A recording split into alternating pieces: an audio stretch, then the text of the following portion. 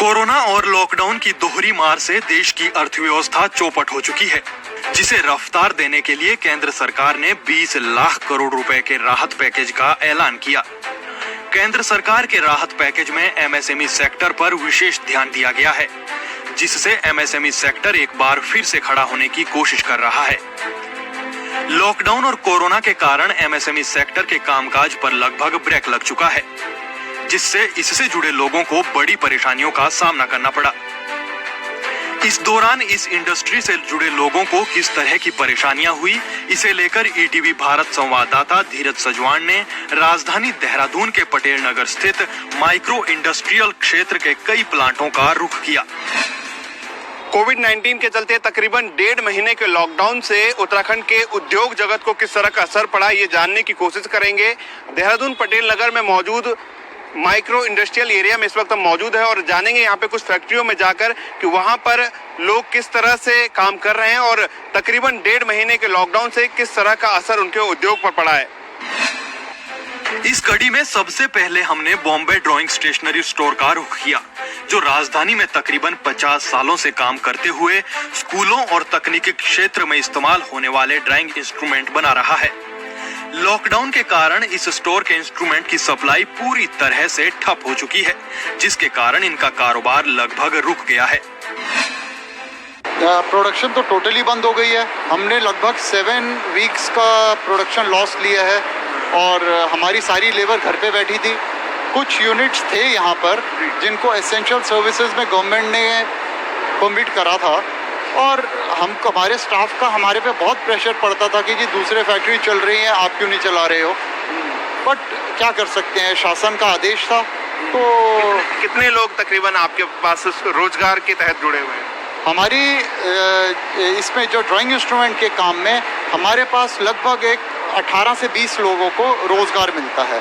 अच्छा, किस तरह का आप काम करते हैं और किस तरह का प्रोडक्शन है, जिस तरह के आप बता रहे हैं कि आपका काफी माल स्टॉक भी है? जी हाँ, हमारे पास लगभग स्लो डाउन तो वैसे भी हमारे को सितंबर से काफ़ी प्रॉब्लम आ रही थी, थोड़ा इकोनॉमिक सिचुएशन करके, तो आपने पैन आउट भी किया है। हमारे पास लगभग 6 महीने की प्रोडक्शन का 6 महीने से ज़्यादा की प्रोडक्शन स्टॉक में है इस टाइम। ये जो आप ये सारा सामान जो रखा हुआ है ये नॉर्मली हमारे पास कभी भी इतना स्टॉक नहीं होता। आगे आपको किस तरह की उम्मीद लगती है, जिस तरह से स्लो डाउन है या फिर जिस तरह से स्कूल, क्योंकि खासतौर से आपका जो ये पूरा फैक्ट्री है ये पूरी तरह से स्कूलों में जो इंस्ट्रूमेंट यूज होते हैं ड्राइंग्स में उनसे जुड़ी हुई, तो किस तरह की आपको उम्मीद है? देखिए, जो अभी तक इंडिकेशंस आ रही हैं कि 15 जुलाई तक गवर्नमेंट 12th के एग्जाम्स कंप्लीट कर देगी और उसके बाद में वी आर एज्यूमिंग कि अगस्त में स्कूल एडमिशन शुरू होंगे और कॉलेज के भी। So once the college admissions begin, उसके बाद ही we can expect some business.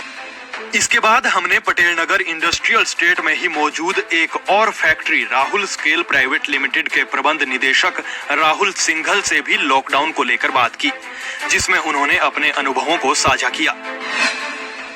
इसमें बहुत ज़बरदस्त बुरा असर पड़ा है हम लोगों पर, खास तौर पर स्टेशनरी का सामान जो बनाते हैं स्कूलों में जाता है। जब भी नया सेशन शुरू होता है तभी सब लोग अपनी खरीदारी करते हैं, जिसमें स्केल हुआ, कंपास हुआ या और भी कोई इंस्ट्रूमेंट हुआ, तो वो सब खरीदारी जीरो हो गई है। सरकार की घोषणाएं बड़ी अच्छी होती हैं, सारी बहुत अच्छी होती हैं, मगर किस तरह से वो इम्प्लीमेंट हो पाती हैं उस पर बहुत कुछ डिपेंड करता है।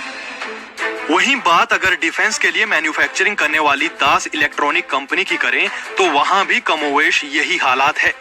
यहां के चेयरमैन ऋषि दास ने बताया कि भले ही 1.5 महीने के लॉकडाउन के बाद उन्होंने प्रोडक्शन शुरू कर दिया हो, मगर अभी भी उनकी समस्याएं कम नहीं हुई है।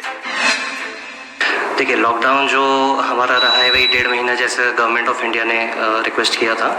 हमने 4 मई से प्रोडक्शन रिन्यू किया है, रिज्यूम किया है। तो इस लॉकडाउन पीरियड में बेसिकली जो सेल्स एंड प्रोडक्शन जो हमारा ज़ीरो रहा है उसी का ही मेन लॉस है। बाकी वर्कर्स को तो हमने वेजेस दिए हैं एज अ ह्यूमैनिटेरियन बेसिस पे। बाकी मेन इलेक्ट्रिसिटी है, क्योंकि एक मिनिमम वेजेस तो मिनिमम एक अमाउंट तो हमें पे करना ही है, एक फिक्स चार्जेस देने ही हैं, तो एक इलेक्ट्रिकल लॉस ज़रूर है। इन सब के बाद ईटीवी भारत की टीम ने इस सेक्टर की समस्याओं को सरकार के सामने रखते हुए उद्योग विभाग के निदेशक सुधीर नोटियाल से बात की, जिसमें उन्होंने कहा कि राज्य सरकार ने एक बार फिर से उद्योगों को शुरू करने की कवायद तेज कर दी है। देखिए, जब लॉकडाउन का पहली जो गाइडलाइन आई थी उसमें ये था कि जो एसेंशियल कमोडिटीज़ बनाती हैं इकाइयाँ, उनको इस छूट से माफ़ी दी गई थी। मतलब ये था कि वो बंद नहीं होंगी, चलती रहेंगी। दूसरा जो कंटिन्यूस पावर जो इंडस्ट्रीज़ है उनको भी अलाउड था कि वो आगे चल सकती हैं। लेकिन क्योंकि स्थिति गंभीर थी तो इसमें ये व्यवस्था हुई थी कि उनको परमिशन लेनी पड़ेगी चलाने के लिए। तो हमारे राज्य में बहुत स्मूथ तरीके से प्रोसेस हुआ है और हमारे जो फार्मा के इंडस्ट्री है ख़ास तौर से, क्योंकि एसेंशियल गुड्स में फार्मा आती है, फूड प्रोसेसिंग की यूनिट्स है, तो बहुत सारी यूनिट हमारी बंद नहीं हुई बल्कि चलती रहीं। तो जिलाधिकारियों ने ये बहुत प्रोएक्टिव तरीके से निर्णय लिया कि इनको परमिशन दे दें फटाफट, ताकि इनका उत्पादन प्रभावित ना हो और जो हमारी ज़रूरी चीज़ें हैं, दवाई प्लस अदर एसेंशियल गुड्स, वो मार्केट में अवेलेबल होते रहें। कुल मिलाकर कहा जाए तो निश्चित तौर पर लॉकडाउन और कोरोना का ये दौर सभी के लिए काफी मुश्किलों भरा रहा है। सभी छोटे बड़े उद्योग इससे प्रभावित हुए हैं, जिससे उद्यमियों के सपनों को जरूर झटका लगा है।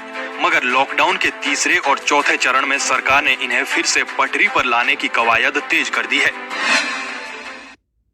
राज्य सरकार द्वारा लॉकडाउन के बाद तकरीबन 3000 इंडस्ट्रियों को एक बार फिर से चालू कर दिया गया और कोशिश है कि पटरी से उतर चुकी अर्थव्यवस्था को उद्योगों के माध्यम से एक बार फिर से जोड़ दिया जाए। अपने सहयोगी विश्व सैनी के साथ मैं धीरज सजवान, ईटीवी भारत, देहरादून।